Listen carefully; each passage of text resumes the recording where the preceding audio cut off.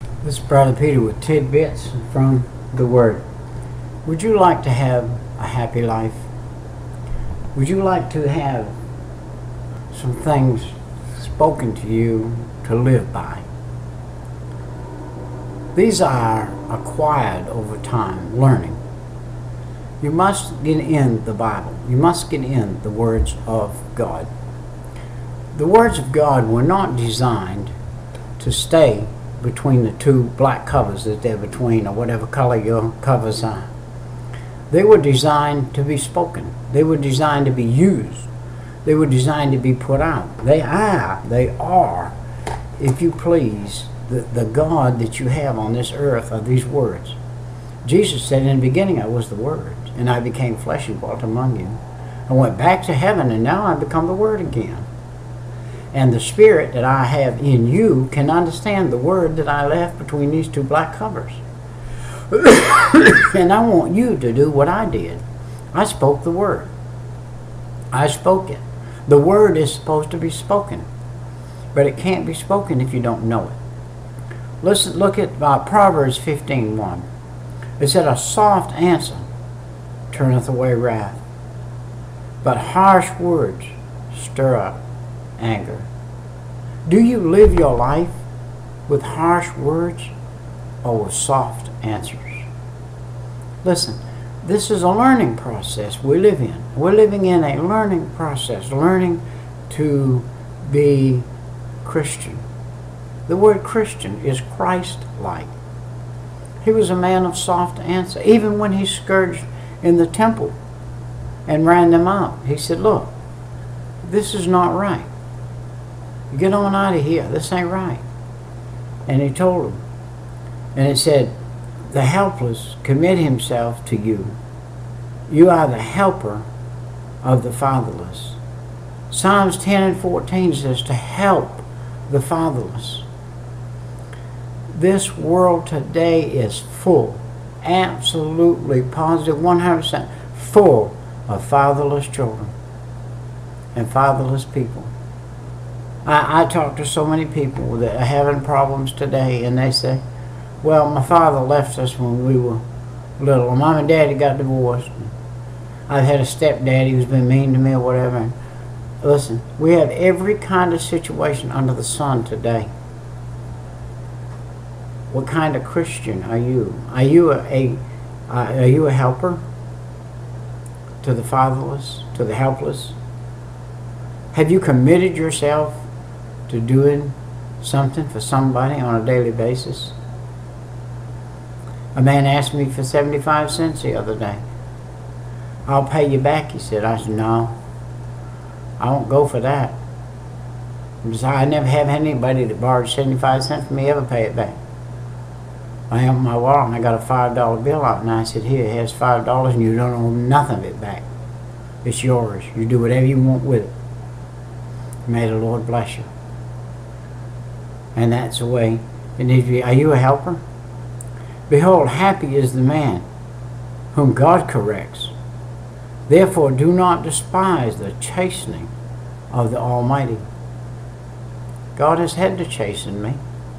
He has had to bring me to the place to where I would stay at the place that He wants me to stay. And that's in Job 5:17. If anybody went through anything in this life, Job did. But he knew that at the end of it, he was corrected. And that it was where he wanted to be. In James 5:8, you also, he said, be patient.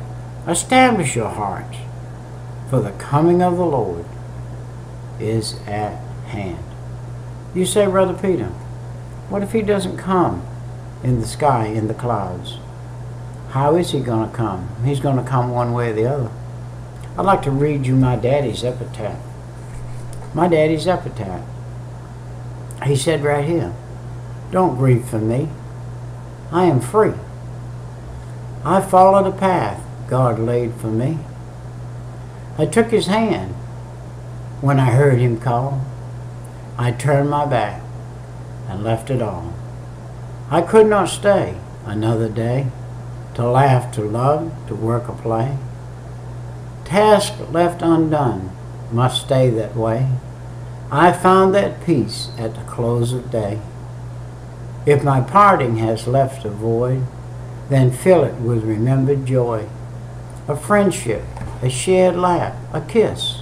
Oh yes, these things I too will miss. Be not burdened with times of sorrow. I wish you the sunshine of tomorrow. My life's been full. I savored much. God's friend, good times, a love, a touch. Perhaps my time seemed all too brief. Don't lighten it now with undue grief. Lift up your hearts and share with me. God wanted me now. He set me free. And that was my daddy's epitaph. I saw when I was a child old black suitcases tied up with string full of my daddy's writing. His mother was a poet and he was too, and he wrote stuff, and it all got lost over the period of years of them traveling around and storing things in different places, and they never came back. They never multiplied. They never were found. And that's just the way it happened. It says, you will show me the path of life. In your presence is fullness of joy. At your right hand are pleasures forevermore. Psalm 16:11. You and I ought to do like my daddy did. We ought to pass on. Now, my daddy helped people. He helped. All of my life, my daddy was a person helper. People helper. He helped everybody he could. There were some things he wouldn't tolerate.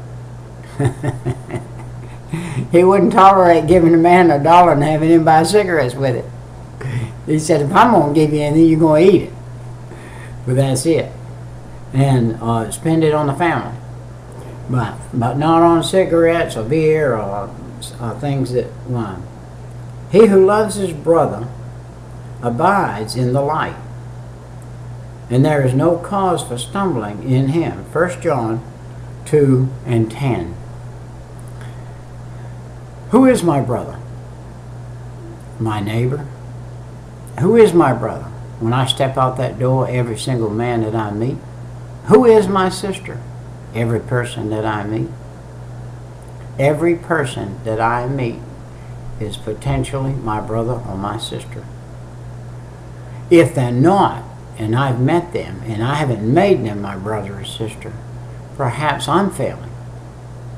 So we should leave the message, even if it's just a tract. Keep these tracts in my pocket on a daily basis. Pass out everybody I speak to, talk to.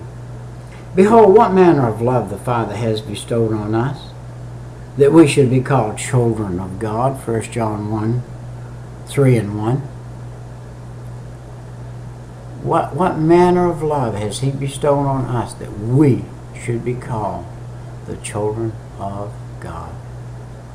Wow. And do you know what people are supposed to do? They're supposed to reprocreate.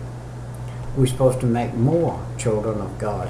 We are to go out into the hedges and the highways and the bushes and compel, Matthew 28, compel people to come to the Lord. That's what my daddy did in his epitaph right here. Born in 1912, saved in 1948, died in 1997. From 48 to 97, won thousands of people to the Lord. My daddy was poor. I seen a time we didn't have a car and he got a call. We're in Maine and he got a call in Pennsylvania. Said, Mr. Hutchins, we'd like you to come speak. He packed his little bag, walked down the driveway and stuck his thumb out. 3-4 days earlier.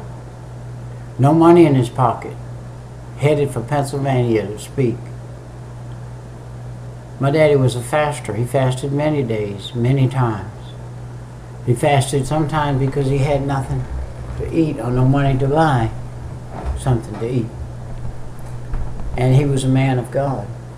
He got to Pennsylvania. And when he got there and he went in and he stood up to go up and preach, they said, we can't let you go in there looking like this. See, he had hitchhiked up there. He had had what he had, the best he had, but they wouldn't let him speak because of the way he looked. I think God was not happy about that. I think I've seen people before dressed in rags and had a better message than a man dressed in a tuxedo. So he hitchhiked that far and had the message and was fasted up, prayed up, had the power, and yet was turned down. It says the generous soul will be made rich, and he who waters will also be watered himself. I saw my daddy get watered in the end of his life.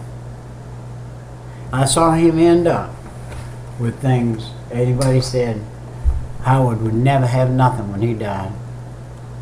He won't have a house, he won't have nothing when he died. But I'll tell you what he did. He had a good bit, but more than that, he had peace of mind, joy in his soul, joy in his heart. And right up until the day he died with a smile, he died laughing. He died happy.